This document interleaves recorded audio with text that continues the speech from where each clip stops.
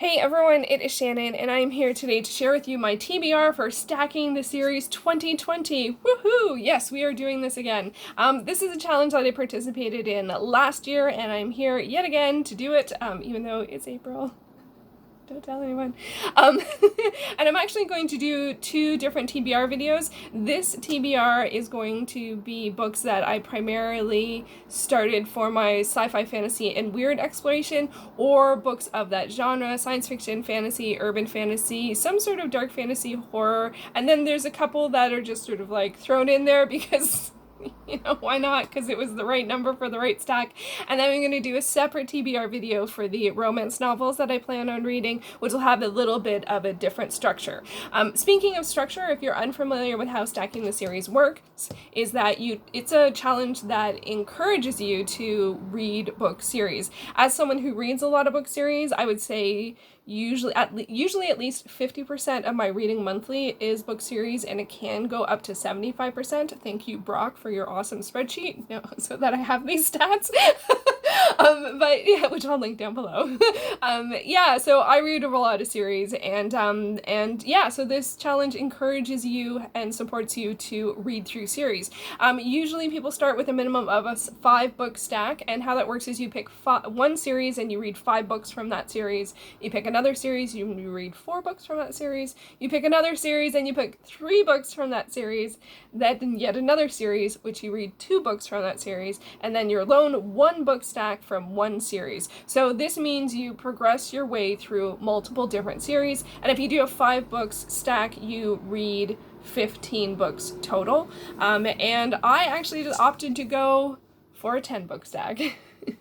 Which is 55 books, which is a lot of books to talk about, so let's get started. So I'm going to share the different series that I am going to be working my way through, the title, author, genre, when it was published, and the next book I have to read. I haven't looked at all of the titles for all of the books because as someone who reads a lot of series, sometimes you get sometimes the future titles kind of let you know where the story is going. So for a lot of them, I've just noted what the next book is. Some of them I know the whole series, but sometimes I just picked up what the next book is, and then I'm going to work from there. So let's get this party started with my first stack of 1 book, and that is going to be Song of the Lioness by Tamora Pierce. This is published between 1983 and 1988. It is a 4-book series, and I just have the final book to finish off, which is The Lioness Rampant. This is a young adult, middle grade. The first one apparently is middle grade, and the rest are young adult. It is a fantasy setting following a female protagonist who, instead of going off to learn how to be a lady, she disguises herself as a boy because she wants to be a knight. So female protagonist fantasy. I really wish I read these when I was younger because I think it's such a great series so far. And I have read the first 3 books, just have the last one to go. This one I started because because Anita is doing a Tortal Universe read along, because this is a 4-book series, but then there's another 4-book series, and then there's more books. And Anita does have a Discord. I will link to Anita's channel down below if you'd like to check that out. And yeah, so Lioness Rampant. One more title, I can do it. Just one more book. I think it's between 200 and 300 pages even, so it's not even that long. So soon I will read it. For my 2-book stack, I've decided to go with The Dark is Rising sequence by Susan Cooper. This was written between 1965 to 1977. Did you hear that dog? That's a very noisy dog. This is a kids' fantasy adventure series. It's set in the current world. It's set in the UK in different locations. It's got a sort of quest vibe, good versus evil, the dark is rising. One of the different things about the series is that the different books follow different characters. They come back and forth, and there's some crossover, but it's not all just like the same people all the time. So that's interesting. And this was one that I was a very slow start. I didn't actually really enjoy either the first book or the second book all that much. But then earlier this year, I read the 3rd book and loved it. And I only actually this is my 2-book stack. It's a 5-book series. I have 2 books left. All that math. I've already read the 4th book, which is The Grey King, and so I just have to read Silver on the Tree. I'm still counting this as my 2-book stack because I'm counting that I started this challenge at the beginning of March, because that's when I started to put the ideas together. And I actually put the whole TBR together after all of the world changes and stuff with the COVID-19 pandemic. I needed something to focus on, and so I created this TBR, and it really helped me, really helped center me at that time, you know, like along with doing other like smart practical things. It was really helpful. And so anyway, so I didn't mean to go there, but I did, so here we are. Anyway, so I just actually need to read 1 book left, which is the last book in the series, Silver on the Tree, but it's going to count for 2 because I read the other one in March, which is when I started the challenge. Next up, okay, so this one is a bit different. So this is, the series is called Greentown. It's by Ray Bradbury. The books were published between 1957 and 2006. And there are 4 books, but I don't, see, this is weird, because last year I read Something Wicked This Way Comes, which is the 2nd book in the cycle, but when I looked it up recently, on Goodreads and Wikipedia, they have a different order in terms of the books, so I'm not entirely sure what order the books go in, but these, like the Darkest Rising sequence, this is urban fantasy as in its current world set, but there's sort of like some magic or stuff, mystery, horror. The Something Wicked This Way Comes had some sort of horror elements. It's not really urban fantasy because they're not really urban settings for either of those, but they are like, what, rural fantasy? I don't know, real world fantasy-ish? They're both along those lines. I think these all follow kid protagonists as well, although I don't think they're considered kids' books. They just follow kid protagonists. And I have 3 books left to read, and I have to start at the beginning, because they didn't start at the beginning, so I'm going back to the beginning and reading Dandelion Wine.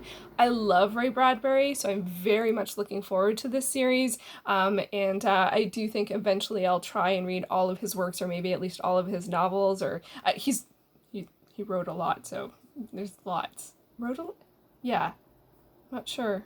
Yes. He's written a lot. Yeah. Okay, so Ray Bradbury, Greentown, that's where we're going. Next up, we are going to another classic author in genre fiction, and that is Arthur C. Clarke's Rama series. This is a space series, like set in space, yes. And this one was published between 1973 and 1993, and I read Rendezvous with Rama years ago, I think for Rita Rama, my first readathon I ever participated in. But it's been several years, so I'm actually going to go back and reread Rendezvous with Rama and then read the whole series. There are 4 books in total. I'm very curious as to where it's going to go, and I'm not sure, but it's space. It's space. And last year I read the Space Odyssey series, so I don't read as much science fiction as I think I do, so I think that's another reason why I wanted to put this on my list. I also really like Arthur C. Clarke, so I'm really wanted to have one of his titles on here. Okay, so that is the 4-book series. For the 5-book series, one of the only physical editions I have. So I'm going to read the Tiger and Dell series.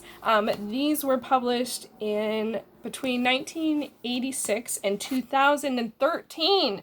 So what happened here is I actually read the first 4 books back when they were published, starting with Sword Dancer, and I did not know that there were more books. So I've read these 4 multiple times, and I've also read the 5th book, but it went on to be a 7-book series, and I've never read the final 2. So what I'm going to do is I'm going to continue on. I have read the first 2 last year, Sword Dancer and Sword Singer. So this year I'm going to read Sword Maker and Sword Breaker. They've got these awesome metallic covers. And then continue on to complete the series with books 6 and 7. Is that right? 5, 6, and 7. Yeah, so I have to reread books 3, 4, and 5, and then finish off the series with books 6 and 7.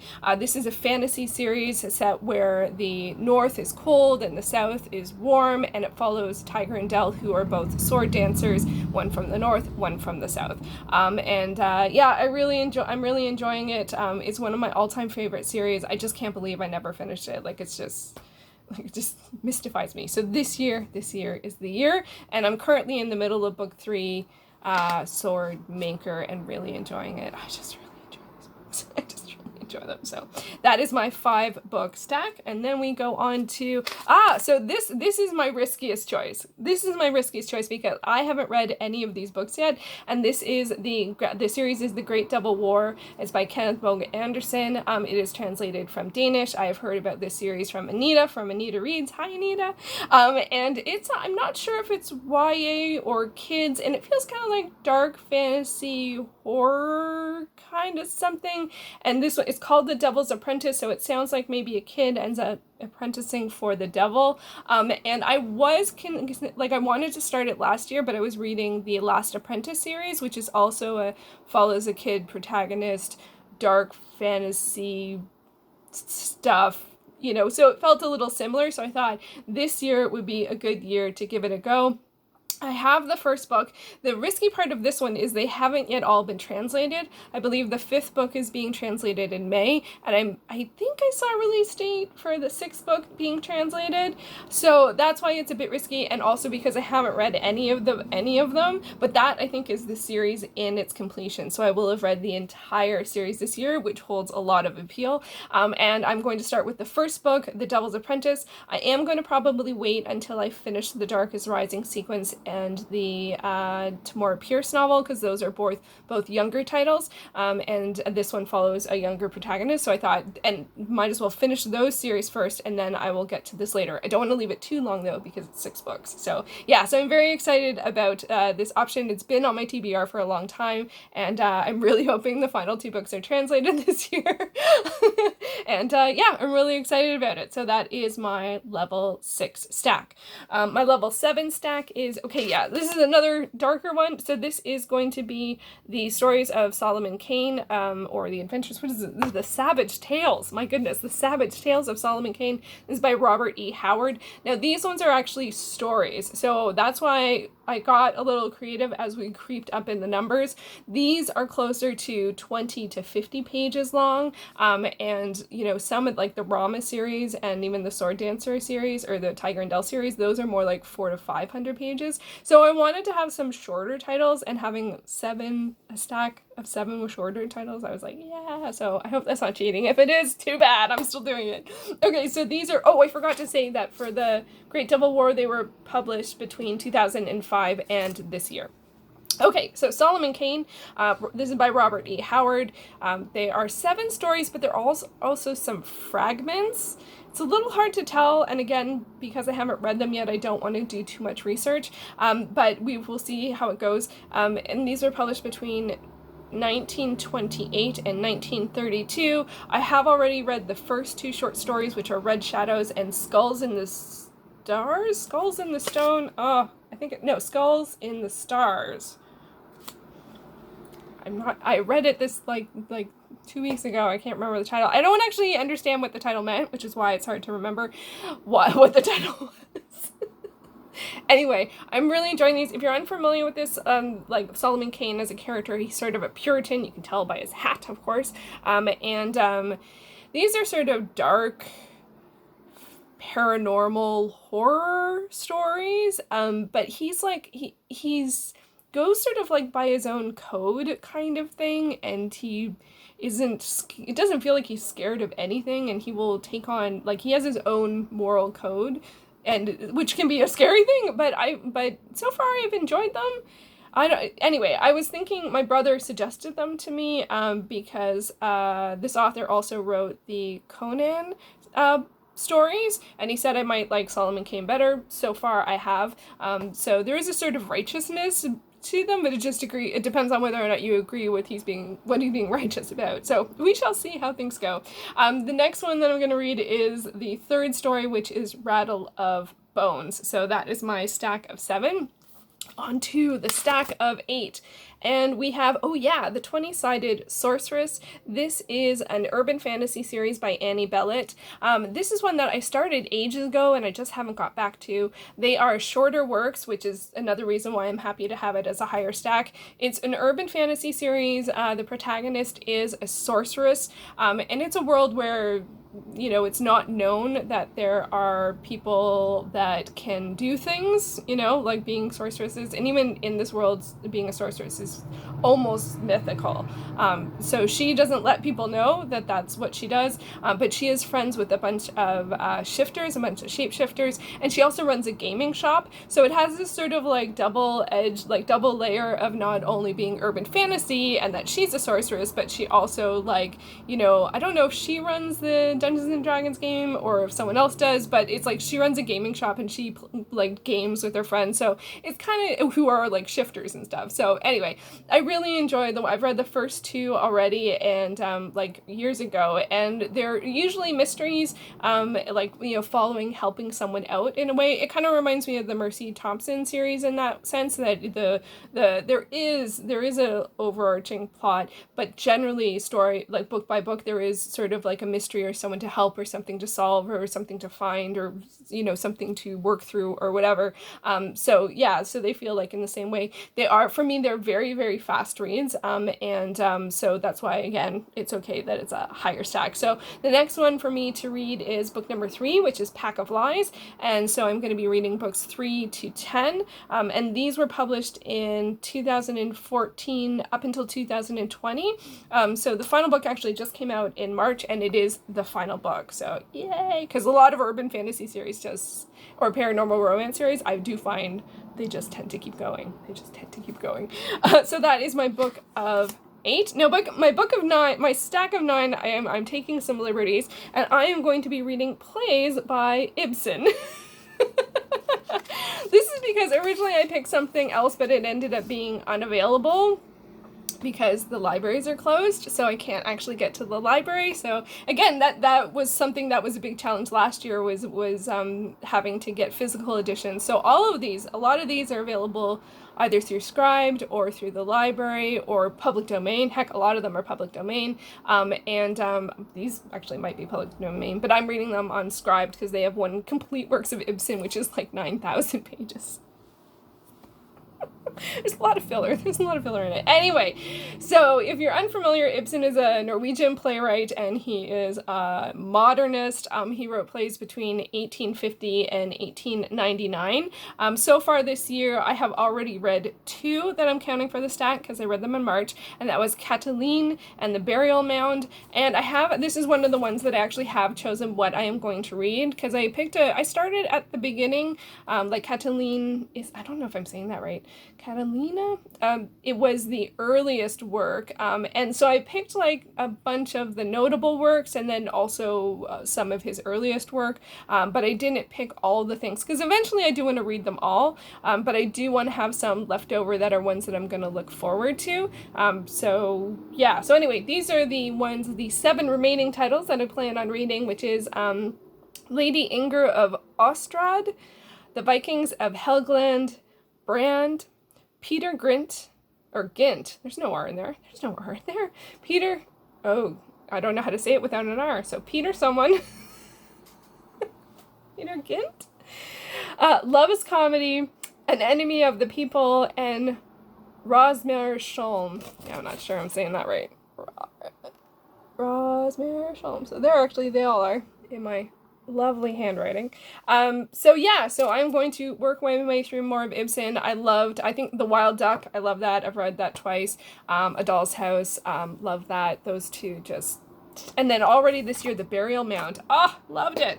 Cataline, I don't know what happened, like, at all. But The Burial Mound was awesome. Okay, so that's my stack of 9. And now the final stack that I am going to work through of 10 books is Barsoom. Yes, Barsoom by Edgar Rice Burroughs. These were written between 1912 and 1941. They are sort of like adventure, science fiction, fantasy, action, pulp, western, almost space western. I don't know. They're all over the place. It features the character of John Carter. There's the John Carter movie that came out around 10 years ago now. Gosh, is it that long ago? Wow, maybe 8. Anyway, it features an American who ends up on Mars, and then, he interacts with people that live there and adventures, and he fights a lot, and he saves the girl this is ridiculous because she's a really strong female character, so it's actually a ridiculous image. But they are pulp, like they are over the top in that sense, and this is going to be a challenging stack because I do read these very slowly. I am currently reading the second book, which is The Gods of Mars, and it's very slow for me to read.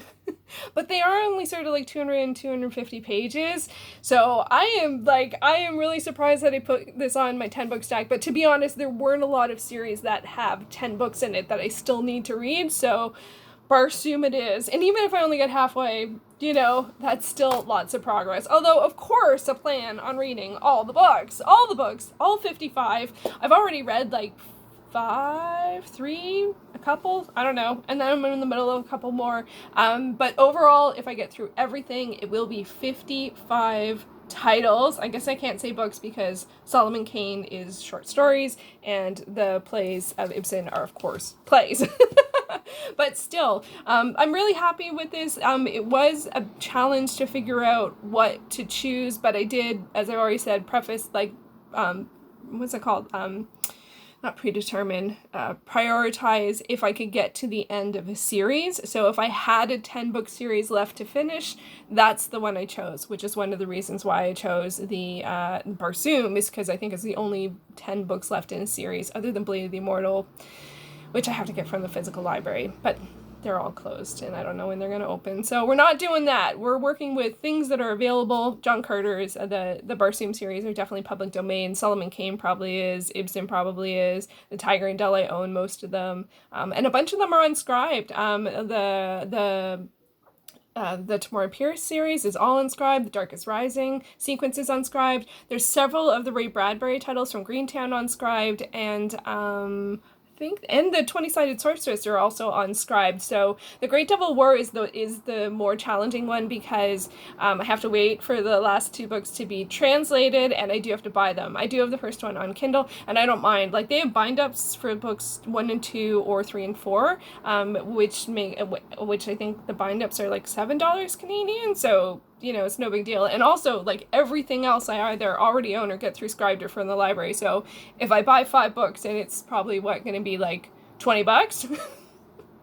That's fine. That's fine. 55 titles and a whole challenge complete, and I'm only actually spending $20. No, I pay for Scribed, so there is that because it's a subscription service. I am just going off the rails now. Anyway, so I'm really excited about doing this. Are you doing Stacking the Series this year? Let me know your thoughts if you're doing the challenge and what your approach is. I decided to go for completion. I decided to go where the titles were available and accessible, and I started in March. My phone is making noise, so there's apparently something I'm supposed to do. So I'm going to leave it here. Thank you for making it all the way to the end of this really long video, and I will do a separate video about my romance novels that I am including for Stacking the Series, so stay tuned for that. Okay, thank you so much for watching. Bye!